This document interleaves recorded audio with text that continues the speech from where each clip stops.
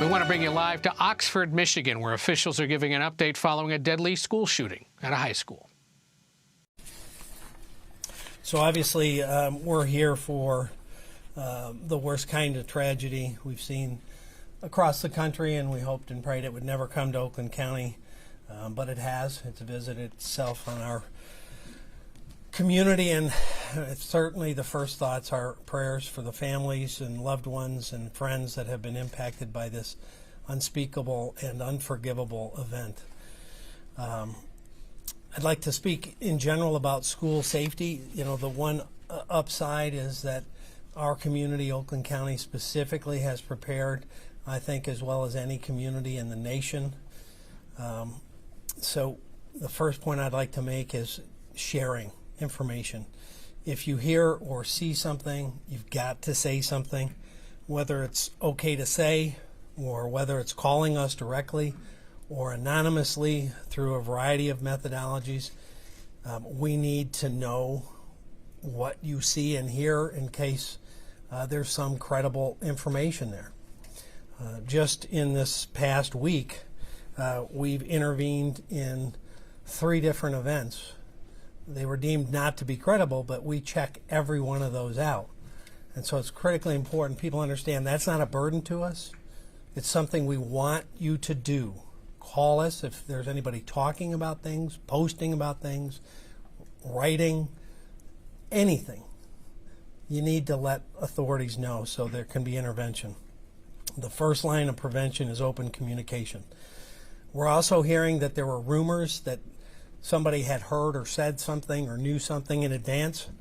None of that came to us prior to today. So if we find out there was information, that's exactly the kind of thing we need to get and get looped into.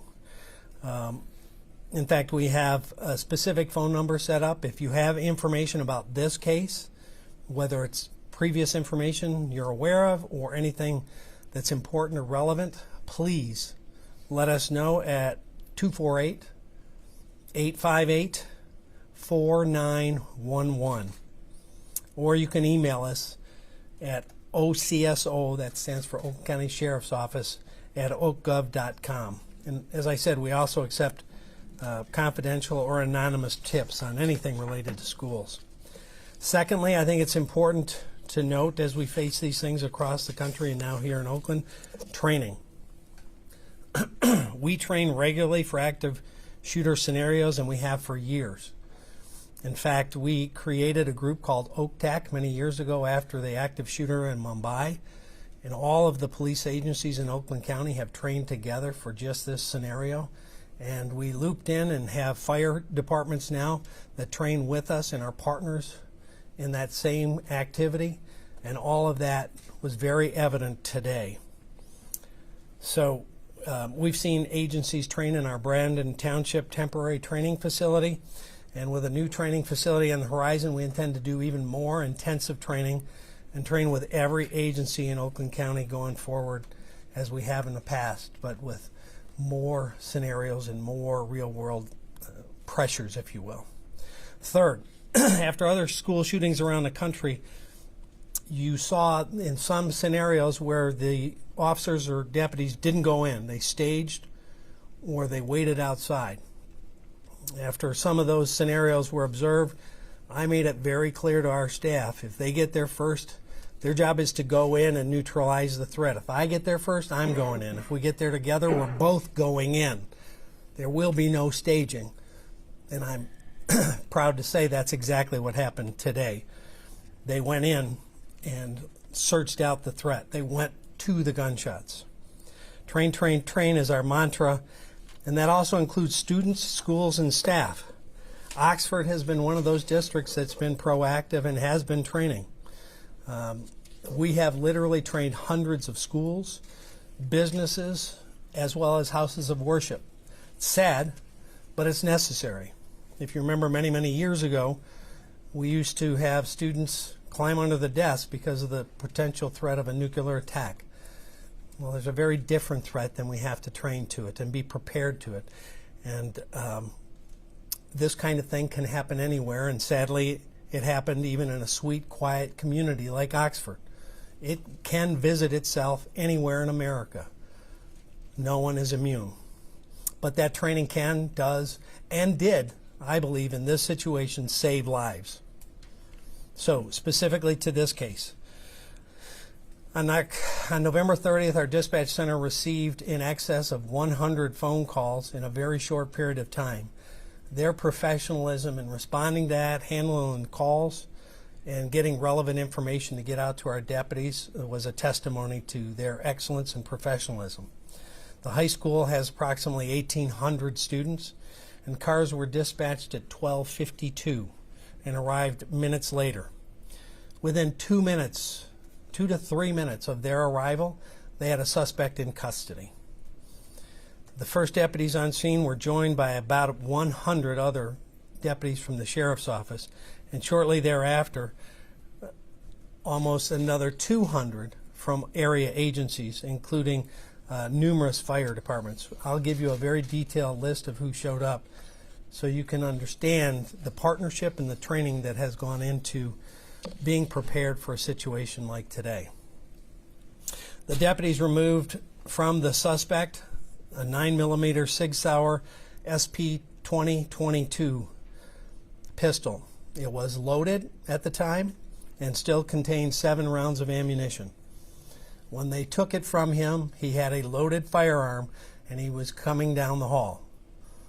That, again, I believe, interrupted what potentially could have been 7 more victims. Arriving deputies and officers from other jurisdictions searched the school and evacuated injured students and staff, along with others that were uninjured but clearly panicked. Responding deputies reverted to their active shooter training that we talked about already, deploying throughout the building and searching for additional assailants, because obviously at that point we didn't know if it was one or multiple assailants, while rescuing victims with the assistance of our partner fire service agencies. Internal and external command posts were established. Secondary searches were conducted along with securing the inside and outside perimeters. The FBI and MSP bomb squad responded to assist, and they checked a package that my K9 unit, our explosive unit, had alerted to. More than likely, the suspect had his weapons in that bag. There was nothing else in that bag that was dangerous. Our Office of Special Investigations and our forensic lab is currently processing the scene, which is expected to take many, many hours and go all night long. I'm extremely proud of the deputies, our partners, the fire departments and EMS, for their intervening actions. As I mentioned, I believe they literally saved lives, having taken down the suspect with a loaded firearm still in the building. I also want to underscore the impact on our team and any team that faces something like this, and how proud I am of them and anyone else in these situations. One of our deputies, because of the severity of wounds, loaded up one of the children in his car, and sadly that child died in the car. One of our employees who was in the 911 center as part of the team taking the emergency calls had a relative killed in the attack. And so this touches us all personally and deeply, and will for a long time. This wound will never go away, and we understand that. But we also want the community to know that we're here for them, and we will leave no stone unturned in determining all the things that led up to it and making sure that this investigation is full and complete before it's turned over to hold this individual accountable. As of right now, we have tragically lost 3 students, a 16-year-old male. You'll have the names of the deceased. Families have been notified. He died in the patrol car on the way to the hospital. 14-year-old female and a 17-year-old female. Another 8 people were injured, 7 students and 1 teacher. Victim number 4 is a 15-year-old male. He's in critical condition with a gunshot wound to the head. Victim number 5 is a 14-year-old male with serious condition, jaw and head gunshot wounds. Number 6 is a 17-year-old female. She's stable with a neck gunshot wound. A 15-year-old male, stable with a gunshot wound to the leg, the left leg. A 17-year-old male, stable condition with a hip gunshot wound. A 47-year-old teacher who has been thankfully discharged. She had a left shoulder gunshot wound that appears to have been a grazing wound. Tragically, we have a 14-year-old female who is in critical condition with chest and neck gunshot wounds, and she's currently on a ventilator after surgery. So it's looking very tough for this young girl. Our 11th victim, excuse me, is a 17-year-old female. She's in critical condition with a chest gunshot wound as well. There were multiple non-threatening life injuries from students as they were rushing out of the building, obviously evacuating. They got hurt. Most of them were treated and released at a predetermined staging area, and our thanks to Meyer for assisting with that and being involved in reuniting students with their parents. On-scene counseling with our chaplains was made available to the staff, students, and certainly the families. And I have assigned a deputy to each of the victims' families to be with them as long as necessary so that they ensure they get the information they need, the comfort they need, and the protection they deserve.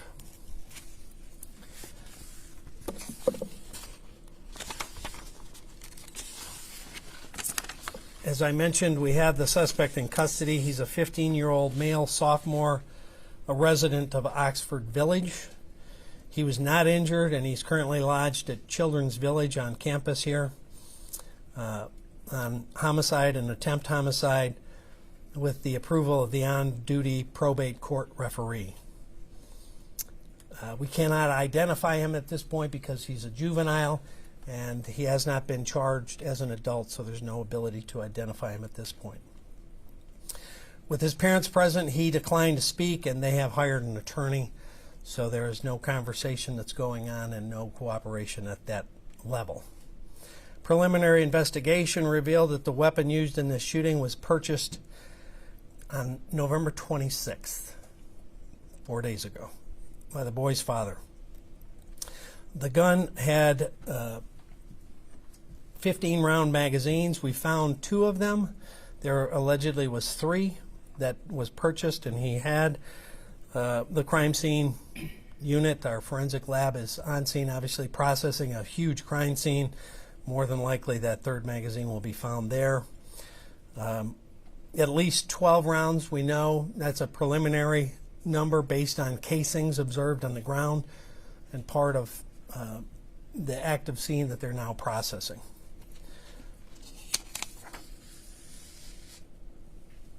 So there's a lot of stuff that we've seen on social media and different chatter and different rumors. I would just caution people to not spread stuff unless it comes from us, because some of the stuff we've seen has absolutely no connection or relevance to this case, and it's hurtful to the community and the families that see some of that. So let's try to be respectful of that, and we'll release as much information as we can, as soon as we can, that won't jeopardize any potential prosecution. I'm joined by a specialist that was from McLaren, Oakland. She can answer, I'm sorry, I don't know your name? Dr. Gardner. Can answer any questions as it relates to medical issues or conditions.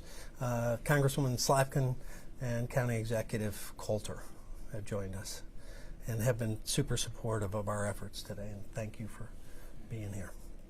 So with that, I guess I'll throw it open to questions, and I'll answer what I can, but frustrating to you, I'm sure. We're not going to completely divulge our case because it's an ongoing case.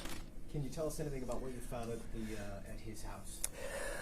I don't think they've done an inventory of that. The search warrant was executed at the suspect's home.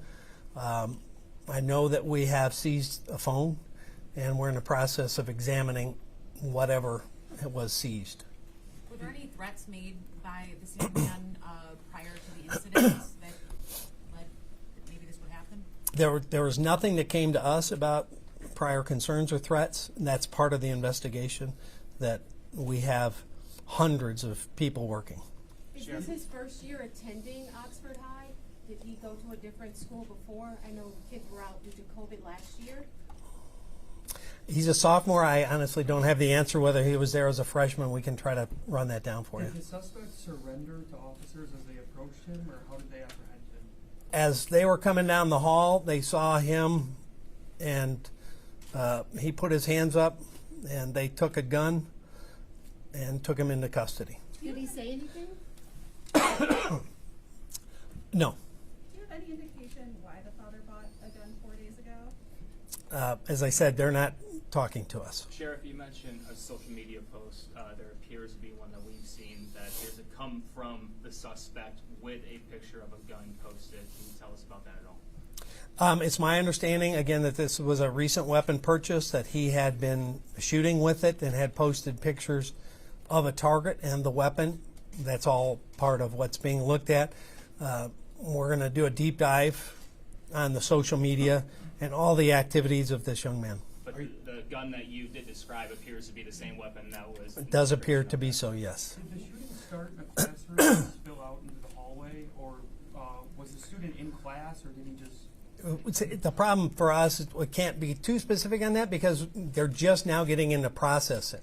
So, we'll learn more as they process the scene of where maybe it started. We also have a tremendous amount of video footage that will be in the school. Oxford's very proactive with cameras, so our detectives are going to have to really deep dive all of those video cameras and review exactly what and where and when. The only information I had is that he came out of a bathroom with the weapon, and I don't know where he went first. So, hey, Sheriff, just to be clear, on the social media, just once more, some students have said that they had seen some threats on social media, and some had reported those to authorities. Can you say whether that happened or not? well, I would love them to contact us because we got none of it. I can tell you that nothing came to the sheriff's office and nothing came to our school liaison in the school. I'm familiar with the school sending out an email assuring parents that there was no threat. We have seen an email like that the school sent out. We've been kind of busy. I'm not aware the what. one on November 11th? 11, yeah. Yeah, that was related to an incident outstate, out of like. Oh, that was a Kansas. different one we That was investigated. That was a completely different. That's where there's a lot of cross pollination for some folks that are occurring on this. They're putting old posts or letters to today's event. There was one with a deer head, had nothing to do with today. There's all sorts of. That's what I'm saying. Please ask us, because a lot of these that turned out to be nothing. It was actually in a different school, had nothing to do with Oxford, and we were able to determine that. And they sent out the letter and said there's no threat. Whoop! I got too many. Say that. There's a lot of people who have been telling us this boy, this 15-year-old, was bullied. Is there anything to lead you to believe that he was having trouble at school, any disciplinary action, anything before today? We don't have anything on that. Again, we have no contact with that young man, have had nothing to suggest there's been disciplinary or problems with him at the school. So that's part of our investigation to determine what happened prior to this event, and if some signs were missed, how were they missed and why. Sheriff, you mentioned that you have had no contact with this individual. Can you say if any law enforcement, whether it be Oxford Police, have been to the suspect's home? I'm not aware any law enforcement agency had any contact or any information that he was a concern or threat. We have not been told that by any agency. Now, social media says different things, but that's part of the investigation. At this juncture, has the department or any other authorities received any credible tips in terms of motive or possible warning signs? Nothing at the moment, no. And he hasn't spoken, and obviously that's the best place to get motive. But he is under a lawyer with his parents' refusal to allow him to talk to us. What about the victims? Were they targeted? The charging decision, so I'll back up a little bit. Once we complete the totality of our investigation and wrap up every loose end, that will be presented to the prosecutor for charging determination. Sheriff, what about the victims? Were they targeted? Was it just totally random? That will be part of the investigation. Again, we don't know where he went first or why. He didn't tell us, and so we're going to have hundreds and hundreds of hours reviewing the videos of the school to look at his movements, to see if there's any pattern to it or if there's any past history to it. That's all stuff we've got to look into. You mentioned he came out of a bathroom. There are no metal detectors. Sorry? You mentioned he came out of a bathroom. He came out. I believe no, he didn't come out firing. He came out with a handgun. Was that seen on surveillance video? Or Yes. Someone, okay. Was the suspect trying to get into classrooms where students are barricaded by pretending to be an officer? We're told that that's the case. We've obviously got literally thousands of interviews to do. They were in lockdown. That goes to the training. The school district had been trained. The students and teachers had been trained.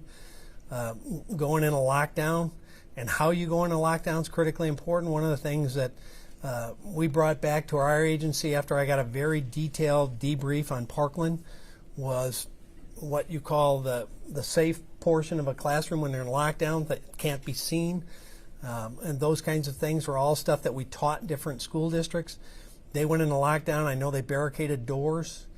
In terms of whether he was doing that, that will be part of what we have to investigate. How brave were those students? Well, I think everybody was brave in this situation, and they reacted with the training and with the wherewithal that I think saved lives. Tragically, we've had lost lives, and we had people very seriously hurt. But again, had there not been intervention by our deputies with 7 rounds in the weapon and the students and teachers locking themselves down and barricading doors, we might be, if it's possible, in a worse situation. Do we expect the arraignment as early as tomorrow? It's hard to say. You know, we've got to get enough of the basics done before the prosecutor can make an informed charging decision. What are the chances the parents could face any charges? That will all be up to the prosecutor. Ultimately, we're going to present everything, how it played out, and whatever applicable thing I presume they'll charge, we certainly want it charged. Do you have an anticipated timeline for when the investigation might be complete? I can't even guess. I don't know what they're going to find in the school. I mean, it's going to take a tremendous amount of work to go through the school evidentiary, our forensic, and our crime lab, and it's going to take hundreds of hours to go through videos. And then we have to individually interview everyone that was in the school. So you can kind of see the Herculean task that is ahead to get it done right. What is important for the students and the families to do going forward? Because this is traumatic for all of them. What do you want families and students to be focusing on and doing as they're not in school and trying to process what just happened? Well, first, reach out for support. If you are in that school or you're feeling trauma, or if you're feeling any kind of depression or anxiety, that's nothing to be ashamed of. It's normal. Ask for help. We've got chaplains available. We have access to counseling and psychiatric assistance. That is normal. We encourage people not to be afraid of seeking help. When you're in a traumatic situation, lots of times you need help forward. So we would encourage them to get that, not shy away from it, talk to their kids about it, what they're feeling, get them the help they need, and let them know that it is normal to feel this way, that it is punishing to be in a situation where you have that danger around you. I've been in a lot of terrible situations and seen a lot of deaths, and it never becomes normal. And if you've never been around it, it's even worse. So that would be my first thing to family and friends. Get help. Don't be afraid to ask. Secondly, again, be aware. If you see something, say something. If you're in any other school or this school, that is our best preventive method, is to share information so that we can send somebody out, even if it sounds implausible. I was mentioning a previous case. One of the cases we interrupted was a 6-year-old that had talked about shooting somebody at school, and another 6-year-old heard it and told their parents. The parents didn't dismiss it and told the school. The school didn't dismiss it and called us. We had deputies that stopped that 6-year-old on the way into a school with a gun. Never dismiss it. We are always much more interested in checking anything out than missing one thing like happened What today. school was that at? It was like 10, 15 years ago. If you remember the case in Flint where the 6-year-old shot and killed someone, it was about a month before that we interrupted one. How does the level of training that you've done in Oakland County compare to other districts? I think, you know, I'm very involved on the national level, and I would put Oakland County's cooperative training with police and fire at the top tier of anybody in the country. OakTac, as I mentioned, was created in response to Mumbai, that we have to better train together so that there's no hiccup and no moment where you have to go, what are you going to do when you go through the door? Okay, I'll go right, you go left. They have to know immediately, hand in glove, we're going in and we're doing this almost dance to immediately go save lives. And we're going to look for that threat, and everything else is secondary. Because every second you wait, that person could hurt another person and another person. So you got to go to the gunshot and you've got to interrupt it. And that's what they did today. I was actually referring to the training you do with the schools, though, with students and teachers. I've had multiple teachers and students say they've had a lot of training. Is that normal for a school district, or do you guys do more in Oakland County? We try to do more than anybody. And I reach out to them, the school districts, to houses of worship, to businesses. I've even done 2 or 3 at one of the local TV stations, because we believe that training helps you better prepare for the unimaginable. And the other thing I'd say this is, we don't want people to be paranoid or frozen with fear. We want them to be prepared and situationally aware. So what I tell people is, like when you go into a theater, when you sit down, look to see where exits are other than the one you came in. Not just for an active shooter in a theater, which we've seen around the country, but what if there's a fire? What if there's a tornado? What if there's anything? How do you get out? Where do you go? Situationally aware. And training in businesses or in schools gets people better prepared. What if something happens? Where do I go? What do I do? And how do we react? How do you barricade a door? Is this the best room to go to? If you're a teacher with kindergartners, you probably can't run. If you're a teacher on a ground floor with an outside exit and you've got teenagers, running is probably the best thing, because we teach run, hide, fight. If you can get away from it, get away from it. If you can't, shelter in place, protect yourself. If they breach that area, you've got to fight to defend yourself. We teach that constantly, and we offer that constantly and year round. And to my training unit, I'll say, well done. Does his accuracy of firing that weapon strike you? It's hard to say until we know the totality of rounds fired. We review the video. I mean, obviously, you don't have to be terribly accurate if you're right next to someone. So we have to review all that. Was he this close to some of? We don't know that yet. As far as you're aware, the father bought guns before, or was this his first purchase? Were there other guns in the home? That we don't know yet. That's part of the investigation. Sheriff, I know you touched on this earlier about what was discovered, taken, not taken from the suspect's house. There's video potentially of what appears to be guns being taken from the home. Are you aware of that at all? And can you check? I haven't got the tally sheet of what was seized, other than I know that things were taken, including we have his phone. Sheriff, you mentioned a bag that a dog had a hit on. Was that a bag that was believed the suspect carried in that day? We believe that was his backpack. So more than likely, the weapon was in there, and probably some residual triggered our dog to key on it. Is there any safeguards for, students coming, like are their backpacks checked? I mean, you said there's no metal detectors. No, the vast majority of schools in America don't have metal detectors. Can we hear from perhaps the representative from McLaren, who are able to talk about any of the patients and their injuries without, I think the sheriff did a very good job of describing all the injuries that You want to come over here? place. What makes her here? We had 6 patients that came between the 2 McLaren facilities. McLaren Oakland received 4. 2 were they're stable at this time. 1 was discharged home, and 1 is critical condition. The 2 that we received at Lapeer, it was, as the sheriff described, a shoulder injury, extremity injury that was discharged safely home, and the 14-year-old has been transferred to Hurley PICU for further management and care in a pediatric intensive care. Dr. Gardner, can you spell your name for us? TRESSAGARDNER. The sheriff has talked a lot about his training. Is this what your team also trains for? Exactly. We're in a partnership together. The quick notification from the Sheriff's Department initiated the activation of our trauma team. It's a whole cascade for the hospital. We established our incident command. We shut surgeries down, opened up our OR suites, called in our backup surgical teams, activated our ICU, as well as additional nursing staffing. Yes, sir. Dr. Gardner, based on where we are with COVID, did that and how many hospital beds are being taken up play a role into this at all? Did not play a role today. We had, as the spirit of our team at McLaren, the nursing team, the tech team, the physician team, everybody was calling in as an incident command. People were available to come in, and we know the condition that we're in currently. They came in, and I cannot celebrate them enough today. They are parents, they are grandparents, they live in the Oxford community.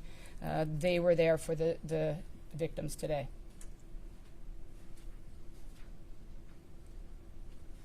Anything else anyone would like to share that we haven't already asked? We obviously appreciate your time. Any leads on a motive? Yeah, we as I said, the person that's got the most insight of the motive is not talking. So if we find anything in any of the evidence that we've seized, whether it be a phone dump or any evidence that was seized from the home, obviously that leads towards motive, that will be something we're very much looking for, since we're not getting. So to clarify, you guys have hit the suspect's phone and you're searching it for evidence. Yeah, we have a search warrant for both the home and evidence related to this, and certainly that's going to be deep dive our computer crimes unit. The luxury that we have is we have some amazing talent in-house, our computer crimes unit, our forensic, our crime lab. So many different folks are trained and stepped up right now. Can I add just one thing, Yeah. Sheriff? Yeah, if you yeah. don't mind? Thank you.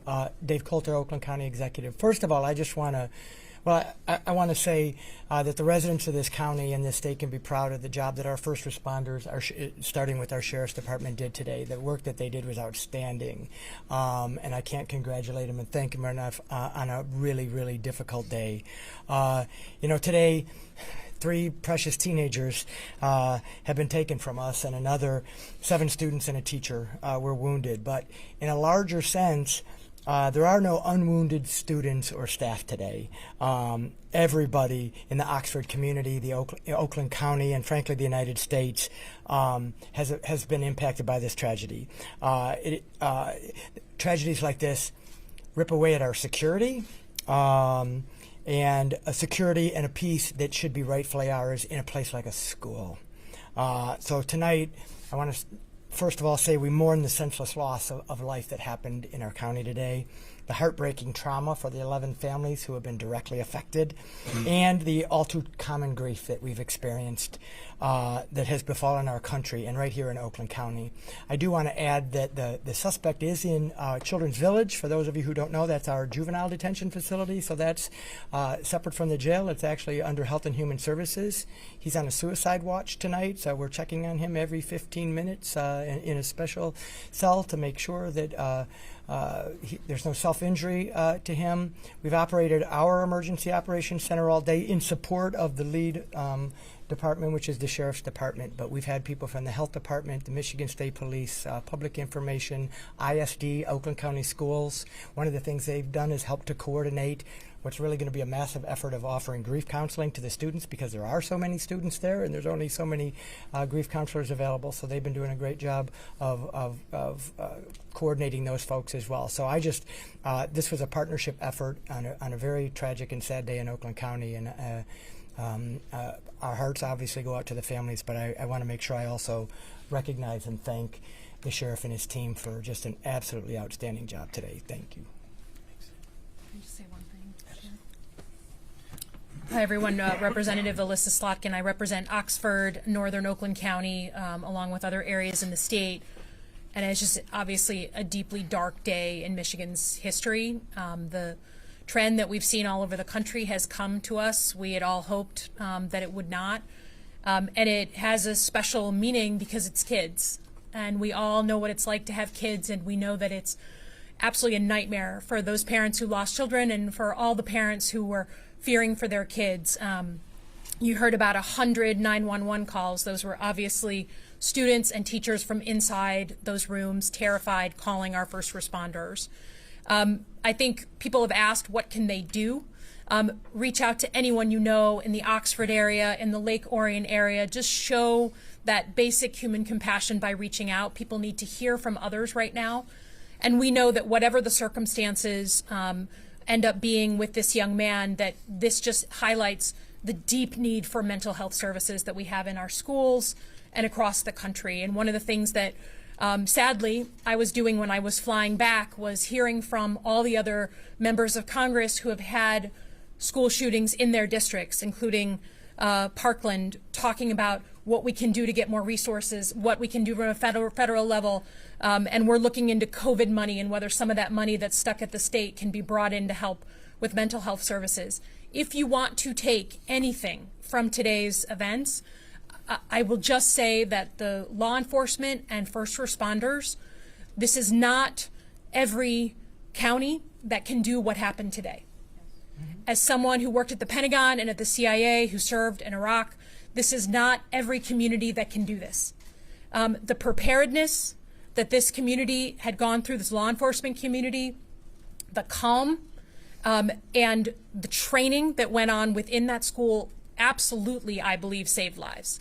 And I think we shouldn't take that for granted. I want to just note, on a personal note, this morning my team was asking me to sign off on a recognition for Under Sheriff McCabe, who was on site and in command during the actual incident today. He is retiring in short order, and I was signing off on his recognition from Congress. I want to give him a special shout out, because to be so close to retirement after over 40 years of service and to be handling this kind of incident, obviously we benefited from his wisdom and from his experience today, and I want to thank him personally, in addition to Sheriff Bouchard, who has done so much to prepare us for, unfortunately, these tragic events. So thank you, and take heart that our community is coming together to support this community of Oxford over the long term. Other questions? When can we expect another update from you guys? Really, it's hard to say when the next update was. I think, we wanted to get this as much out as we can, but the more information now as we go a little farther forward, we don't want to jeopardize the case or any details that ultimately will be revealed in court or in any potential prosecution. So it's kind of as needed. Certainly feel free to reach out to us, and we're an open book. We get a hold of you guys a lot at odd hours, and happy to do Zooms and all that stuff. Will you guys be releasing the names of the victims tonight? Yes, the deceased, not the injured, because those families have been notified. The press release will come? We have a handout. Okay. And the other thing, again, I want to highlight, the Congresswoman mentioned, the teamwork and partnership that is super, I think, unique. You're going to get the list of that too. We have a list of the agencies, which we're going to hand out to you, of all the different folks that came. And I'm trying to look for it right now. But again, that came after Mumbai and the training and the working together. So this whole list, and then a full nother page of agencies. That many agencies came in a relative short order to augment our 100+ deputies that were there, to staff up to well over 300 on-scene personnel to deal with anything that they came across. Finally, again, just let's pray for the victims, the ones that are wounded, that they heal, and the family and the friends have a way forward with their grief in this not only incredibly tragic time, but also in the midst of a holiday, which tends to punch even harder if it's possible. So thank you for coming. The boy who died, and the officer had put him in a vehicle, did he try to disarm the shooter? No. Okay. He was a victim. He had a GSW and gunshot wound. And the deputy saw that there was such a grievous wound that there was no time to wait, and tried to load him in the car to get them as fast as he could to a hospital, and he expired in the car. Sheriff, how is that deputy doing? Well, we're going to be checking in with a lot of our team. I mean, having been on a lot of scenes myself, probably the toughest to see is kids. I mean, there's no such thing as a homicide that doesn't affect you and you don't remember the rest of your life, but a kid hits you in a way that I think it was mentioned that everyone resonates with a child, that the promise of that young life, and they begin to associate that with their own children or nephews or nieces. And that's one of the challenges, that when we're operating in one of these moments, that we have to block that out and function. But afterwards, that's going to come flooding in, and they're going to wake up or not go to sleep tonight because of that thought. And we're going to make sure that they get what they need. Is Kate Meyer number 42 on the football teams? I don't know. I don't know. Thank you. Thanks, Sheriff. Thank you.